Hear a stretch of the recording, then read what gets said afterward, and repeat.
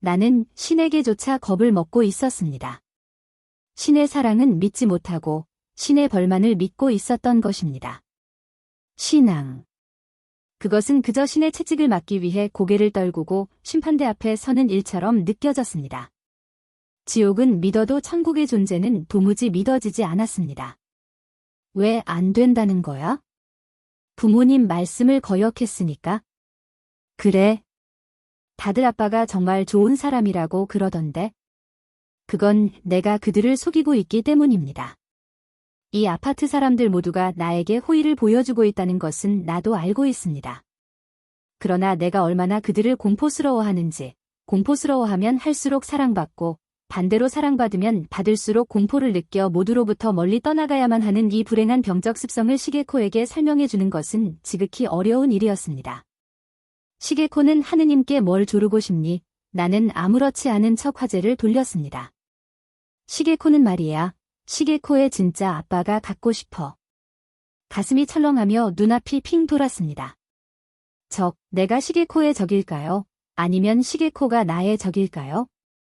어쨌든 여기에도 나를 위협하는 무서운 어른이 있었던 것입니다. 타인, 불가해한 타인, 비밀투성이인 타인. 시게코의 얼굴이 갑자기 그렇게 보이기 시작했습니다.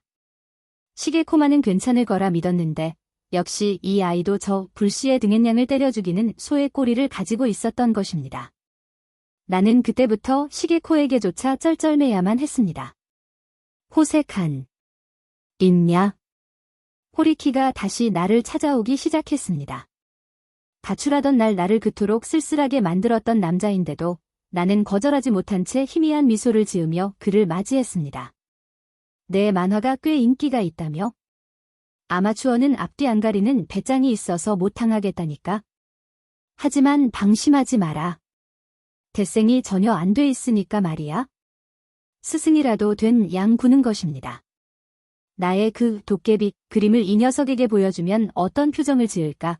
얘의 그 공허한 몸부림을 치면서도 나는 대꾸했습니다. 그런 말 마라. 객하고 비명이 나올 것 같으니까. 호리키는 더욱 기세등등해져서 말했습니다. 처세술만으로는 언젠가 미천이 드러나는 법이니까. 처세술. 나로서는 정말 쓴웃음밖에 나오지 않았습니다. 나에게 처세술이라니. 하지만 나처럼 인간을 두려워하고 피하며 속이는 것이 이른바 속담에 나오는 건드리지 않는 신에게 화 입을 일 없다는 식의 영악하고 교활한 처세훈을 지키는 것과 같은 형국이 된다는 뜻일까요? 인간은 서로 상대방을 전혀 알지 못한 채 완전히 잘못 보고 있으면서도 둘도 없는 절친한 친구라고 믿으며 평생 그것을 깨닫지 못하고 상대가 죽으면 울면서 조사 같은 것을 읽는 존재가 아닐까요?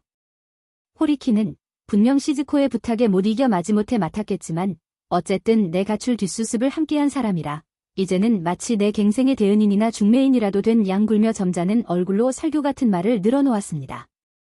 또한 깊은 밤추에서 방문에 자고 가거나 늘 ON이었습니다. 을 빌려가기도 했습니다.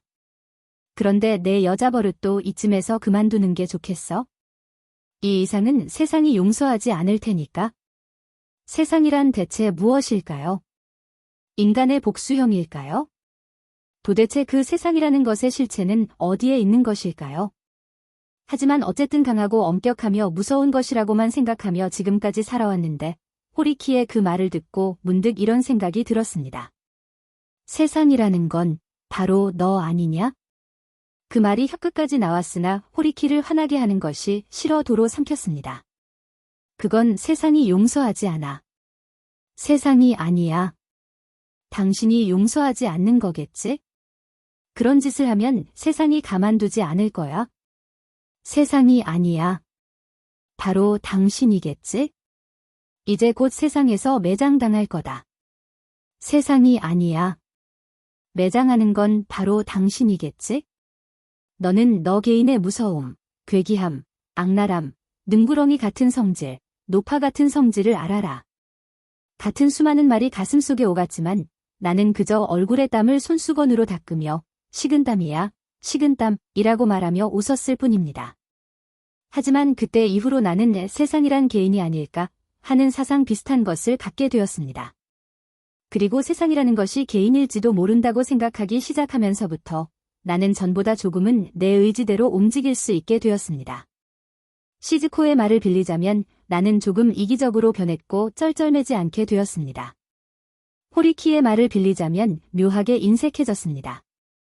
그리고 시게코의 말을 빌리자면 전처럼 시게코를 귀여워해 주지 않게 되었습니다. 입을 다물고 웃지 않은 채 매일같이 시게코를 돌보며 킨타와 오타의 모험이니, 태평한 아버지의 명백한 아류작인 태평한 스님이니, 혹은 성미 급한 핀장 같은 나조차 알 수 없는 자포자기식 제목의 연재 만화들을 각 잡지사의 주문에 따라 그렸습니다. 시즈콘의 회사 말고도 조금씩 주문이 들어오고 있었지만 모두 그보다 더 저급한 삼류 출판사들 뿐이었습니다. 실로 음울한 기분으로 꾸물꾸물, 내 분놀림은 굉장히 느린 편이었습니다. 오직 술값이 필요해서 그림을 그렸습니다. 그러다 시즈코가 퇴근하면 교대하듯 획 밖으로 나가 고엔지 역 근처의 포장마차나 스탠드바에서 싸고 독한 술을 마시고는 조금 흥겨워져서 아파트로 돌아왔습니다. 보면 볼수록 이상한 얼굴을 하고 있네. 당신은. 사실 태평한 스님의 얼굴은 당신의 잠자는 얼굴에서 힌트를 얻은 거야. 당신 잠자는 얼굴이야말로 꽤 늙으셨는걸요. 40살 먹은 남자 같아. 당신 때문이야. 다 빨려나간 거라고. 흐르는 물과 사람의 몸은 무엇을 고민하리 강변의 버들나무 소란 피우지 말고 얼른 주무세요. 아니면 밥이라도 좀 드실래요? 시즈코는 차분한 태도로 나를 아예 상대해주지 않습니다. 술이라면 마시겠지만. 흐르는 물과 사람의 몸은 사람의 흐름과, 아니 물의 흐름과 물의 몸은 노래를 부르며 시즈코가 벗겨주는 대로 옷을 벗고 그녀의 가슴에 이마를 파묻고 잠드는 것, 그것이 나의 일상이었습니다. 그리고 그 다음 날도 같은 일을 반복하고 어제와 다름없는 관례를 따르면 된다. 즉 거칠고 커다란 환희를 피하기만 하면 자연이 또한 커다란 비에도 찾아오지 않는 법이다. 가는 길을 가로막는 방해되는 돌을 두꺼비는 돌아서 지나간다. 우에다 빈이 번역한 기샤를 크로라는 사람의 이런 시구를 발견했을 때 나는 혼자서 얼굴이 타오를 정도로 붉어졌습니다. 두꺼비. 그게 바로 나다. 세상이 용서하든 말든 상관없다. 매장하든 말든 상관없다. 나는 개보다도 고양이보다도 열등한 동물이다. 두꺼비. 그저 꾸물꾸물 움직이고 있을 뿐이다. 나의 음주량은 점차 늘어갔습니다. 고엔지 역 부근뿐만 아니라 신주쿠, 긴자까지 나가서 마시고 외박하는 일까지 생겼습니다. 그저 관례에 따르지 않으려고 바에서 무례한 흉내를 내거나 닥치는 대로 키스를 퍼부었습니다.